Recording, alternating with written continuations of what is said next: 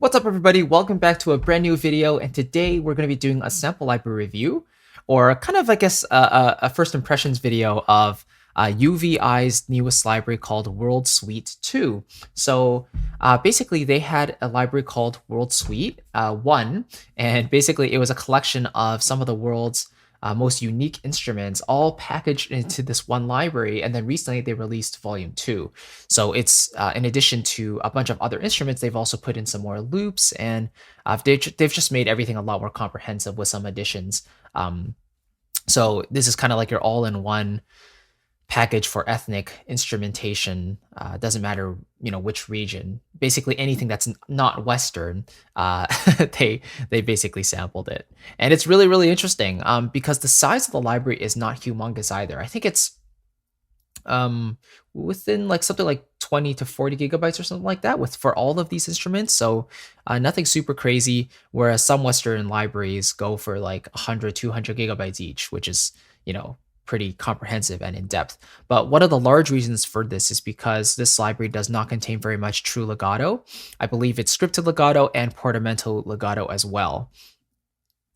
So that gives us a bit of a trade-off, right? So for one, you don't really get that as realistic of a sound for those sustained instruments when you're transitioning from note to note, because you don't get that glide between the notes.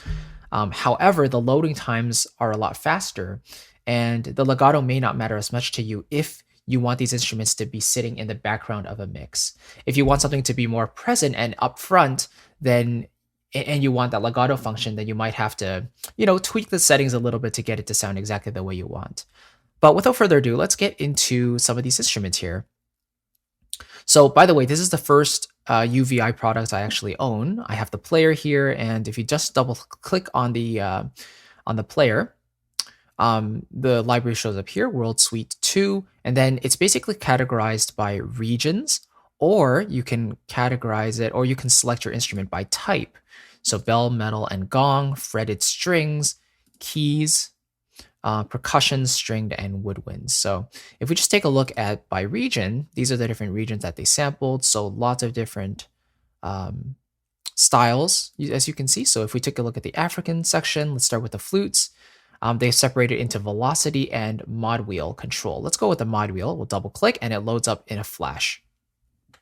So here are is the playable range, and of course here are the key switches below. So it comes with hits, short sustains, hit short sustain for the second instrument, and then another hit short sustain as well. Let's hear this instrument here first.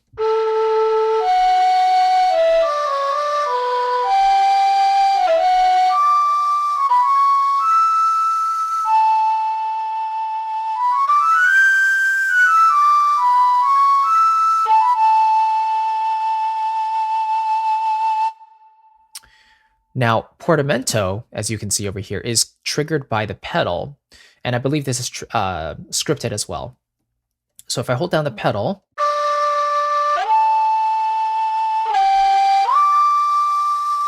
you hear that exaggerated transition between those two notes. So the best way to do it would probably be to play a legato passage, and if you have this portamento transition, then you press down the pedal for that one moment, activate that transition, then let go of the pedal, go back to normal legato, right? So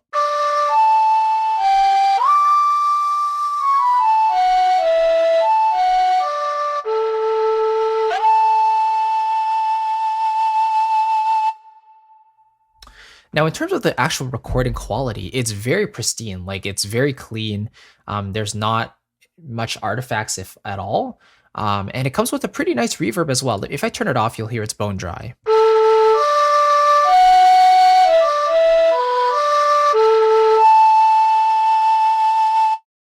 And most of these instruments are that way. So large hall, let's hear a cathedral. Oh, turn it back on.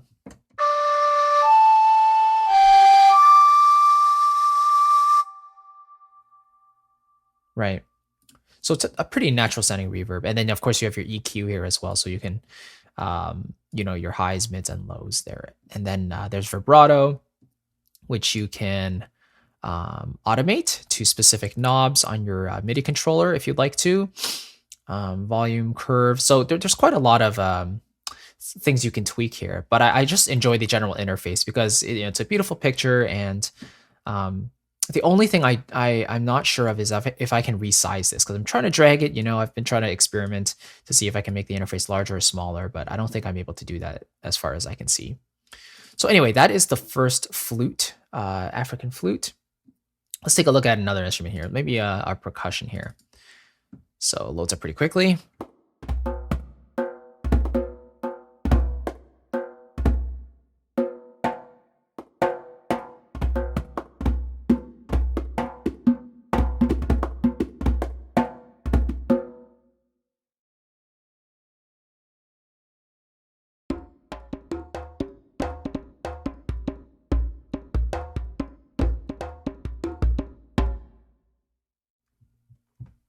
So dry again, they give you a really cool selection of those African drums. Not very processed at all, as you can hear. It feels very authentic and very real. Let's hear one more of these. Maybe this instrument over here. Every instrument loads within a few seconds. It's awesome.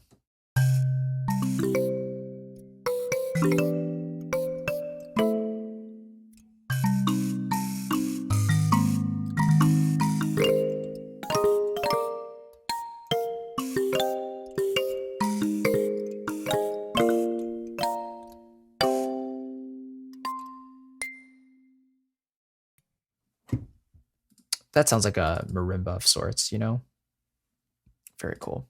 All right, let's move on to Asia. I want to hear the Erhu 2.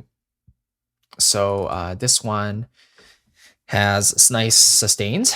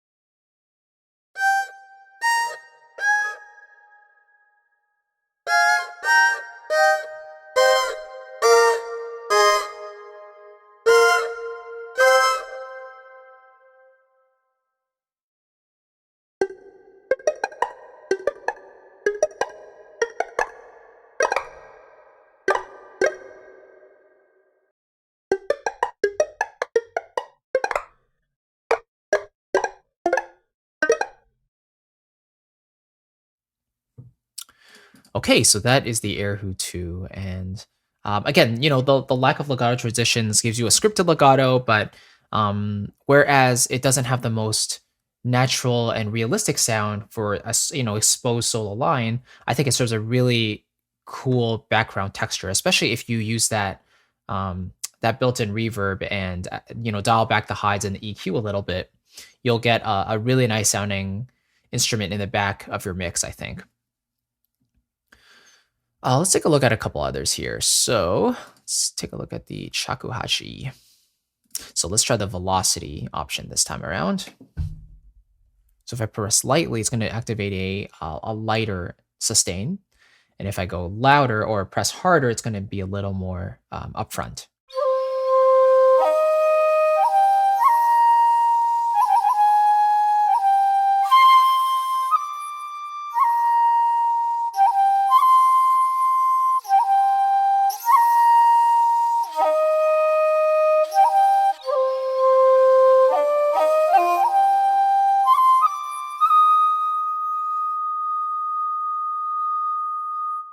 So that's really interesting. Every single note that I'm playing has this bit of an ornament on it. It's kind of like a, let's see if I just do the blow, what that gets.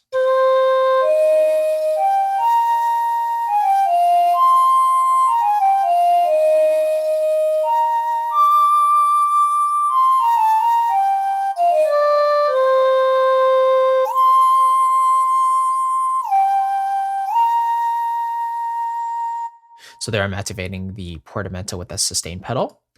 And yeah, you can hear there's no ornamentation on that one. I think the sustain here is what I was going for at the beginning.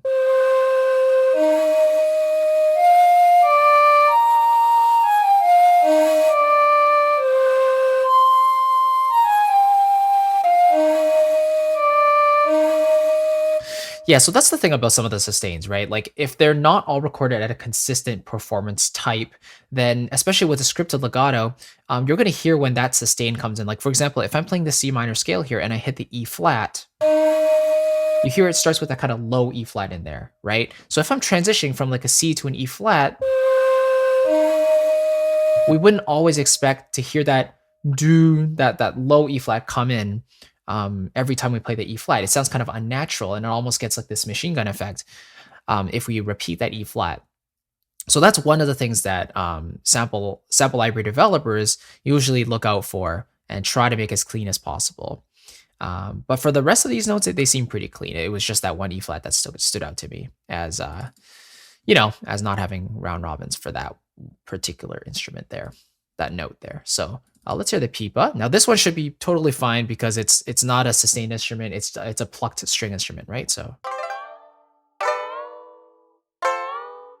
those are the bends. Let me get just the regular sustain. Here we go.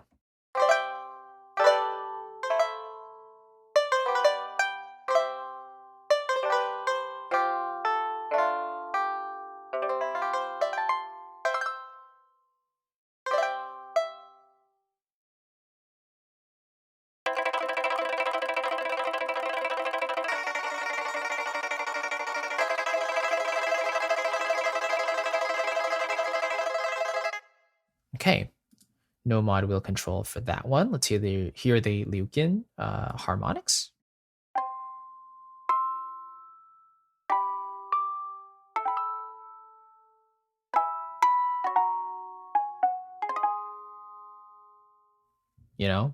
So for me, I find this this interface very inspirational, and just the tonal quality of the recording quality of the instruments is superb. There's really no artifacts.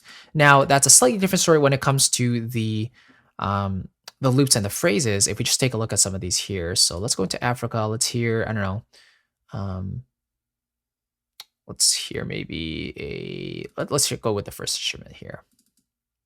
Now you can see this loop is basically mapped across the entire keyboard, and it relies on stretching in order to get the pitch to match whatever key you're playing. So if I play a G, for example, sounds pretty cool. But if I play something like way lower down,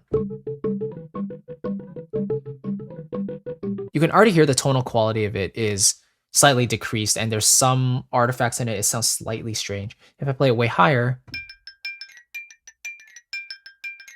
it almost sounds like a different instrument entirely.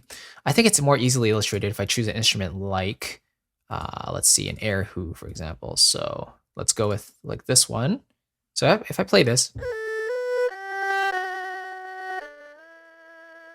you can hear there's already some artifacts going on. If I turn off the tempo sync,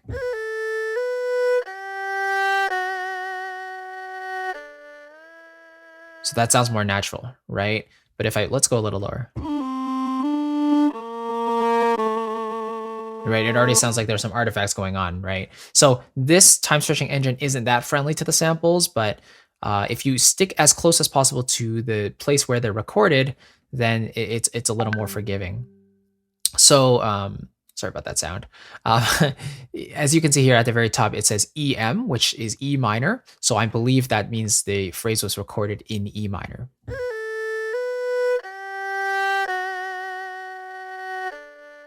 And it certainly sounds more realistic and natural that way. And I applaud any library that is both playable and has these phrases recorded in there as well. Let's take a look at the Shakuhachi actually and see what phrases it comes with. So let's select one maybe in D minor. So I'm going to start in D. I'm going to play a D and see what it sounds like. Actually, let's turn off the tempo sync.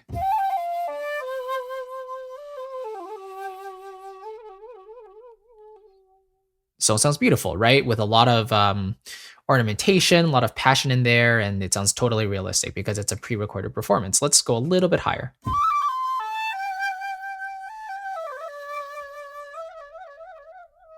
So I don't know if you can hear those little artifacts popping up in there.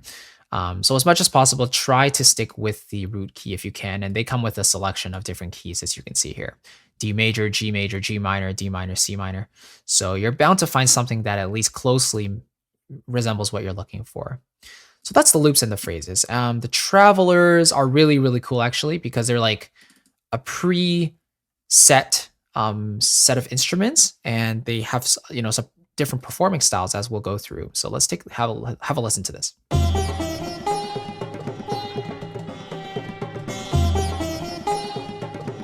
And then this just repeats, right?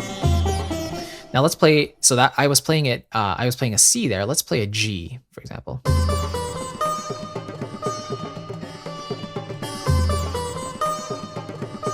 Right, so it transposes it to that key. Let's hear it in maybe E flat.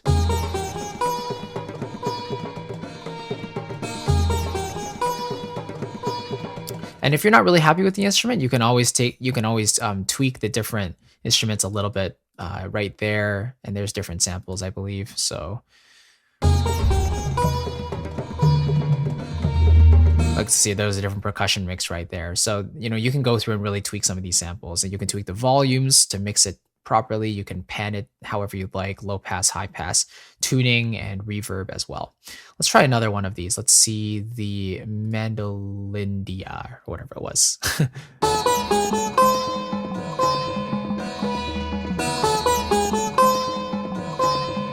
So kind of a similar lick to what we had before. Let's try a different one. Let's see the West Indies Traveler. So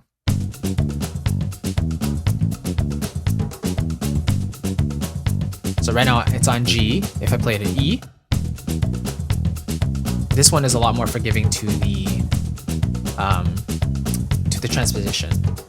Generally, when it's like percussion, or if it's like lower instruments, or like plucked instruments that don't really have much of a sustained quality, transposition treats those instruments a little bit better than sustained ones, because when you have sustained notes, you can really hear the artifacts within the sustain. So those are the types of loops that you want to go for if you really want to transpose.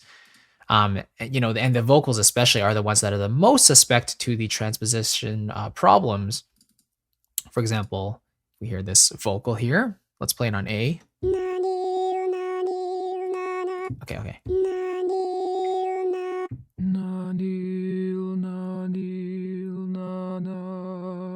Right, so even in this vocal right there, I'm playing on an A because it says A right there, but she's singing an F sharp, and you can hear that there are some artifacts in there. So you might have to take a little bit of time, just try to kind of like find out where the actual note was recorded. And then when we go down there, it changes the timbre of the voice completely. Okay, there we go. So now I'm playing middle C, C3 as it says, and she's singing an A, so that makes more sense. Now it sounds more natural.